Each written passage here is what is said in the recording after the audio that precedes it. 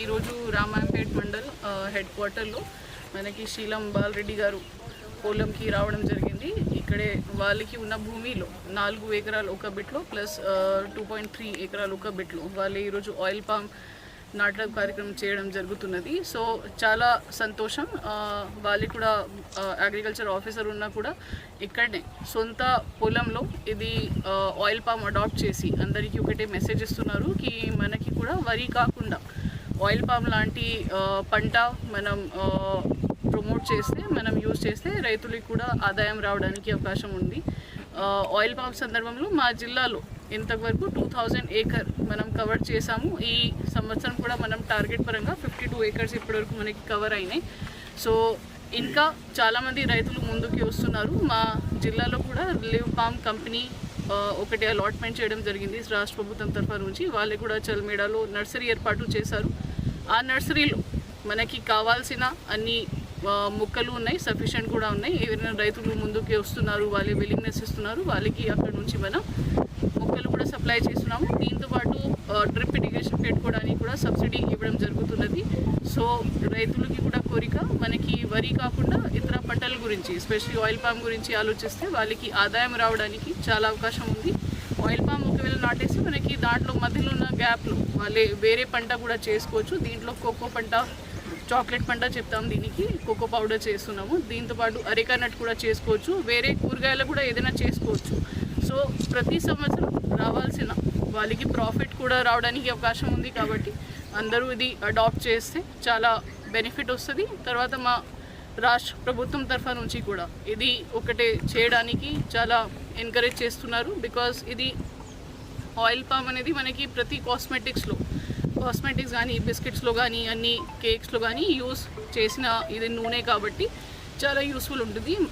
ఎప్పటికెప్పుడు మనకి మార్కెట్ కూడా అవైలబుల్ ఉంటుంది కాబట్టి రైతులకి చాలా లాభం వస్తుంది. సో రిక్వెస్ట్ అందరికీ ఇది ఒప్పుకుంటే వాళ్ళే అడాప్ట్ చేస్తే చాలా బెనిఫిట్ వస్తాయి రైతులకి. Thank you. నేనేమంటున్నా, నేను తప్పుగా అర్థం చేసుకోకండి. నేను మేడం గారికి ఒకసారి చెప్తే వాళ్ళకు కొంచెం కండిషన్స్ ఇస్తారనే ఉద్దేశంతో చెప్పడం జరుగుతుంది తప్ప మిగతా కాంప్లికేటెడ్ కాదు. జూలై ఆగస్ట్కి మనకి సీడ్లింగ్స్ కూడా జూలై ఆగస్ట్కి ఎక్కడ ప్రాబ్లం ఎక్కడ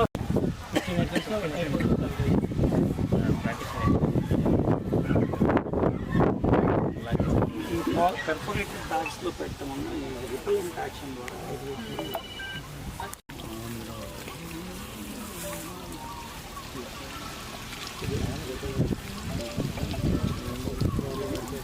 టోటల్ ఎన్ని మొక్కలు పెడుతున్నాము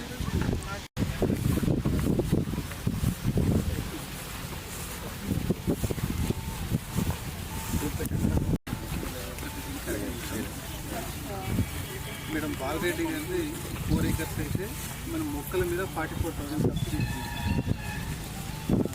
ట్రిప్ మీద 66,830 సబ్సిడీ.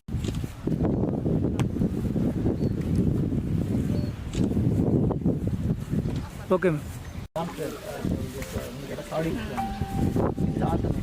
ఇది ఎప్పుడు పెట్టాలి? ఇది గ్రాన్యూల్స్ ఒకసారి పెడితే 3-4 మంత్స్కి ఒకసారి మనం ఒకసారి పెట్టాం కదండి. మళ్ళీ లోపల లీఫ్, ఎందుకంటే ఎవ్రీ ఫోర్ట్నైట్లీ మనకి లీఫ్ వస్తుంది. పెట్టేస్తే ఆటోమేటిక్గా మళ్ళీ మార్చుకుంటా ఉంటే 1 మంత్కి ఒకసారి 3 మంత్స్ వరకు మనకి ప్రొటెక్టెడ్. ఎస్పెషల్లీ ఇది ఆన్సెట్ ఆఫ్ మాన్సూన్లో ఎక్కువ వస్తుంది.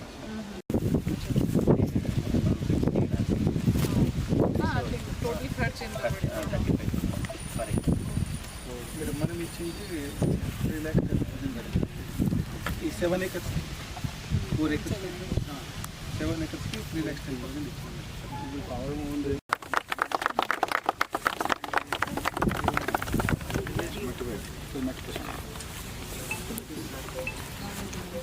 Water can first year 2 lakhs 7 years